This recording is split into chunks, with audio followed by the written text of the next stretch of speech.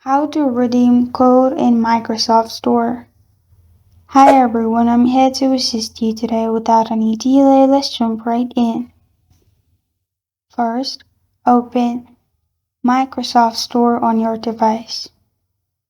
After that, you'll find this kind of screen pop up.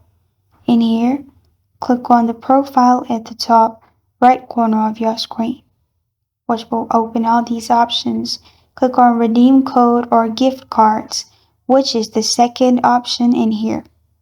After that, you will find this kind of screen. In here, simply enter your code and then press on Next. After that, the code will be redeemed in your Microsoft Store. And this is how to redeem code in Microsoft Store.